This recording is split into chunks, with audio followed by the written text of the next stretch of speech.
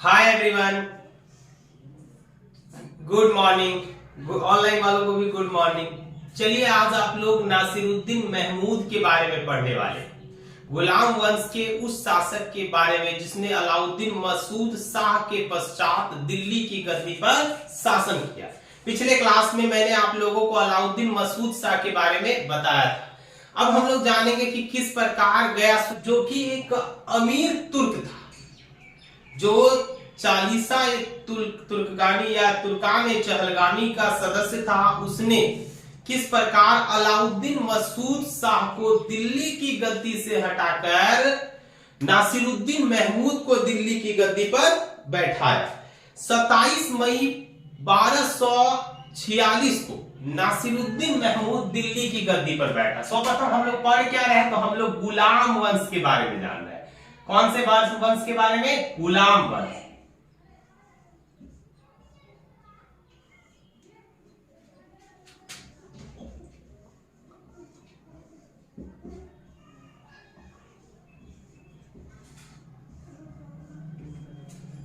चलिए किसके बारे में जान रहे हैं? गुलाम वंश। गुलाम वंश में सर्वप्रथम मैंने आप लोगों को कुतुबुद्दीन ऐबक के बारे में पढ़ाया।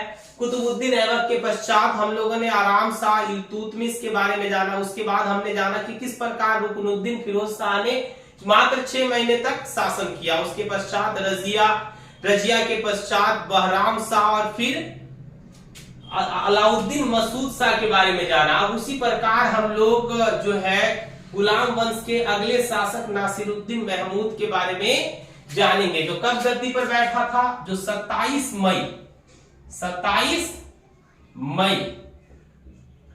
1246 को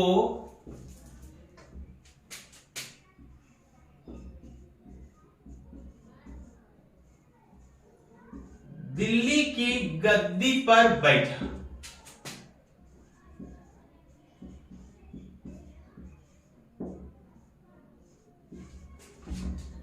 वास्तव में यह एक शांत प्रवृत्ति का शासक था। हाँ, ऐसा नहीं था कि यह मेहनती नहीं था, लेकिन कैसा था? शांत था। यह धर्मपरायण व्यक्ति था। मतलब जिस व्यक्ति की धर्म में अद्भुत निष्ठा, धर्म में कैसे निष्ठा हो? अद्भुत निष्ठा हो, वैसे ही व्यक्ति को हम धर्मपरायण व्यक्ति कहते। हाँ जी, मेहनती था। धर्मपरायण का मतलब ये नहीं होता है कि वह मेहनती नहीं था। आजकल का बच्चा लोगों को खूब गाली। आजकल अजीब हाल है समाज में। हम लोग देखते हैं हमारे समाज में कि आजकल लोग अजीब तरह का बिहेव करते हैं। आज लोगों की एक मनोवृत्ति है, एक रोग है उसके मन में, जो उसके सफलता के मार्ग की सबसे बड़ी बाधा है। वह रोग है ना, सबसे बड़ा रोग, क्या कहेंगे लोग। सबके मन में यही बात बैठ चुकी है कि भाई लोग क्या कहेंगे अगर मैं छोटे कार्यों को करूंगा। सब सोच रहे हैं कि भाई हमने पढ़ लिख लिया, हम ग्रेजुएट हैं, भाई हम पूरा खेत में काम करने जाएंगे, हम चाय बेचेंगे, हम तो बड़ा काम करेंगे। आजकल देखते हो ना भाई, कोई साबुन बेचने के लिए लोग कोट पैंट पहन लेते, कोट पैंट पहन के साबुन बेचते हैं। सोचिए उसकी क्या मनोवृत्ति होगी। उनको लगता है कि अगर हम कोट पैंट पहन ले हम बहुत पैसे वाले हो जाएंगे, हम बहुत अलग दिखेंगे। दिखने के लिए भाई इतना करने की क्या जरूरत है? लालू यादव का नाम सुने हो आप लोग? लालू यादव है ना, वो जो है वह कोट पैंट पहन के बिहार के मुख्यमंत्री बने थे ना। आप लोग ये जो मनोवृत्ति मन में पाले हुए हो कि जो दिखता है वही बिकता है, तो आप इस मनोवृत्ति को बदल दीजिए। आज के दौर में ऐसी मनोवृत्तियां सफल नहीं है। आज के दौर में क्या, आज से हजारों साल पहले या भविष्य में हजारों साल के पश्चात भी यह मनोवृत्ति सफल नहीं रहे। वास्तविकता यही है, जो तपता है वही चमकता है। जैसे लालू यादव जी ने शुरुआती दौर में कोट पैंट नहीं पहना था, बल्कि वो भैंस चराते थे। बहुत गरीब तबके से आते, और बहुत गरीब तबके में रहते हुए सत्तू वगैरह खाकर वो बिहार के मुख्यमंत्री बने। हाँ, लोग उनमें भी बहुत सारे दोष निकालते हैं। चारा घोटाला, तू कर पाएगा चारा घोटाला? बकलोल है, तो वहां पहुंचेगा तब न करेगा जी, तुरंत चारा घोटाला पे चल जाता है। आप पहले कुछ बनिए। हम ये नहीं कहते कि घोटाला मत कीजिए, पहले कुछ बनिए तब ना घोटाला कीजिएगा। बकलोल। कौन सी नाम है तुम्हारा? राहुल। पहले बनो कुछ, अभी ना लालू ज्यादा बनो। भविष्य का लालू यादव बनो। बिहार ऐसे जानते हो बदनाम है वो। तो 27 मई 1246 को ये दिल्ली की गद्दी पर बैठा। कहां की गद्दी पर? दिल्ली की गद्दी पर। अब ये देखिए, ये एक ऐसे शासक थे दिल्ली सल्तनत में, ये टोपी बेचकर अपना जीवन जीते थे। वो इस्लामिक टोपी होता है ना, वो वही टोपी बुनते थे और उसी टोपी को बेचकर अपना क्या करते थे? जीवन यापन करते। टोपी उसके पश्चात कुरान में इनकी बहुत अधिक आस्था थी, जिसके कारण ये कुरान की नकल करते, उसकी प्रतिलिपि बनाते और उसे बाजारों में बेचकर अपना जीवन यापन करते थे। चलिए ये भी इंपॉर्टेंट पॉइंट लिख देता हूं। टोपी सिलकर, टोपी सिलकर तथा कुरान की प्रतिलिपि बनाकर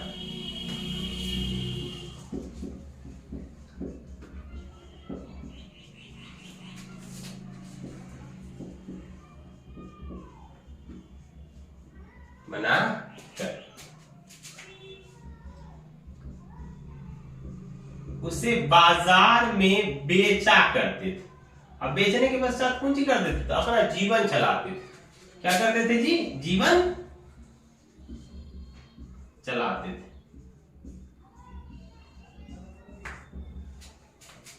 देखिए, इनके गद्दी पर बैठते ही इन्होंने, नासिरुद्दीन महमूद ने बलबन को उलुग खाकी उपाधि दी।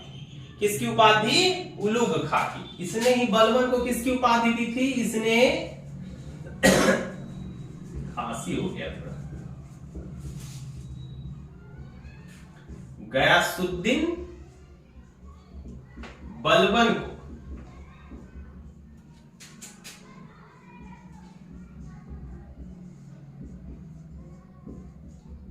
उलुग खां की उपाधि दी।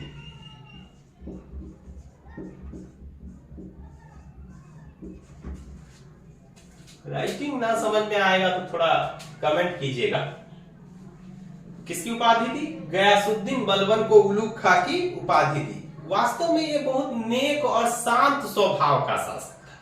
जब ये दिल्ली की गद्दी पर बैठा ना, तो तुर्कान चहलगामी के जितने सदस्य थे उसकी मर्जी के बिना यह कोई काम नहीं करता, अपने हाथ पर नहीं हिलाता था। यहां तक कि कोई पर्सनल काम भी होता था ना, जैसे कि मान कहीं जाना है 1 नंबर 2 नंबर, तो इसके लिए भी वह तुर्कान चहलगामी से अनुमति लेकर ही जाया करता था। तो बताइए, दिल्ली को ऐसा तुर्कान चहलगामी इसके समय में पूरा खुश कि वाह। लेकिन एक ऐसा रीजन था, एक ऐसे कारण था जिसके कारण तुर्कान चहलगामी कुछ समय के लिए इनसे नाखुश थे। वह कारण था इसके समय में गयासुद्दीन बलबन का उत्कर्ष। इसके समय में गयासुद्दीन बलबन का उत्कर्ष, इसने गयासुद्दीन बलबन को संपूर्ण अधिकार दे दिया था और यह स्वयं एक संत की भांति जीवन यापन करता था। यूं कहिए कि इसके समय में जो वास्तविक शासक था ना, वो गयासुद्दीन बलबन के हाथों में थी। किसके हाथों में थी? गयासुद्दीन बलबन के हाथों में थी। इसके इसी चीज से प्रसन्न होकर गयासुद्दीन बलबन ने, यानी बलबन ने क्या किया? 1249 में, बलबन ने 1249 में अपनी पुत्री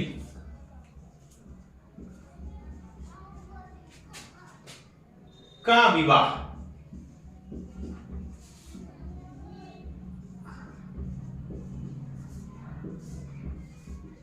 नासिरुद्दीन महमूद से करवा दिया।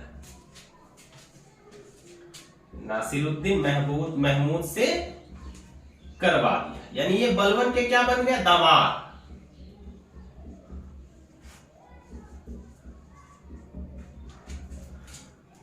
बलबन के क्या बन गए? दामाद बन गए। देखिए, इसी के राज्य में ना, आप लोगों को पहले भी मैंने बताया है, इसी के राज्य में तबकात ए नासिरी के लेखक मिनहाजुद्दीन सिराज, इसके राज दरबार में, यानी नासिरुद्दीन महमूद के राज दरबार में काजी के पद पर नियुक्त थे। और उसी समय, यानी नासिरुद्दीन महमूद के शासन के समय ही मिनहाजुद्दीन सिराज ने तबकात नासरी को पूरा किया और उसे ले जाकर भेंट कर दिया। किसको? तो गयासुद्दीन जो है इसको नासिरुद्दीन महमूद को क्यों भेंट किया? क्योंकि सिराज को लगा कि इससे योग्य और शांत स्वभाव का शासक कोई नहीं है जो मेरे इस ग्रंथ तबकात नासरी के महत्व को समझ सके। इसलिए मिनहाजुद्दीन सिराज ने अपनी पुस्तक तबकात नासरी किसको समर्पित की? नासिरुद्दीन महमूद।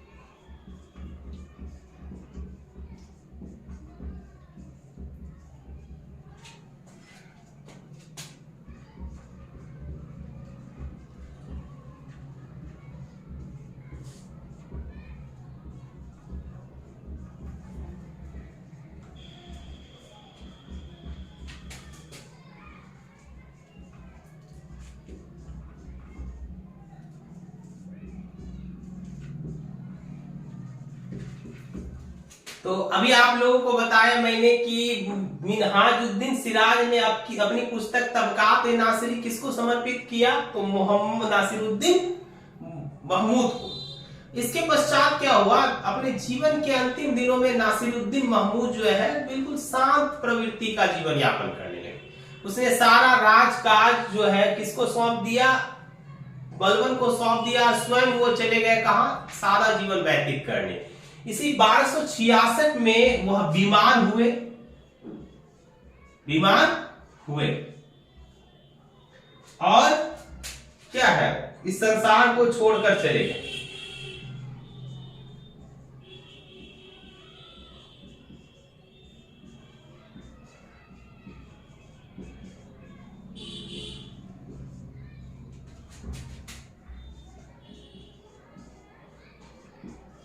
चले गए। इसके पश्चात जो है बलबन दिल्ली की गद्दी पर बैठा और इसी के साथ प्रथम इलवारी जो वंश था, प्रथम जो इलवारी तुर्क वंश था, उसकी क्या हो गई? समाप्ति हो गई। यहीं से पूरी तरह से जो है आपका गुलाम वंश का जो प्रथम अध्याय था वो समाप्त हो चुका है। अब हम लोग इसके बारे में नेक्स्ट क्लास में जानेंगे। तो आप सभी तमाम छात्रों से मेरा आग्रह है कि आप मन लगाकर अध्ययन कीजिए, क्योंकि सर आपको जीवन में जो ऊंचाइयां है ना, ये इन्हीं ज्ञानों के आधार पर प्राप्त करना है। आप कोई दूसरा काम नहीं करने वाले हो। अगर आपने आज अपने कार्य को मन लगाकर नहीं किया तो भविष्य में अपने स्वयं के कार्य को करने के लायक नहीं रह जाओगे। मैं ऑफलाइन बैचेस में भी बार बार ये कहता रहा हूं कि आप परिश्रम कीजिए, क्योंकि यही परिश्रम आपके सफलता की कुंजी है। बगैर परिश्रम किए आपको जीवन में कुछ मिलने वाला नहीं है। जितना हो सके आप ज्ञानार्जन कीजिए, जितना हो सके आप किताबों को समय दीजिए, क्योंकि किताब से अच्छा मित्र और वर्तमान समय में आपके लिए गुरु से बड़ा ज्ञानी कोई दूसरा हो ही नहीं सकता। इसी के साथ मैं आज का क्लास यही समाप्त करता हूं। इसके बारे में अब हम लोग अगले क्लास में जानेंगे। जय हिंद, जय भारत।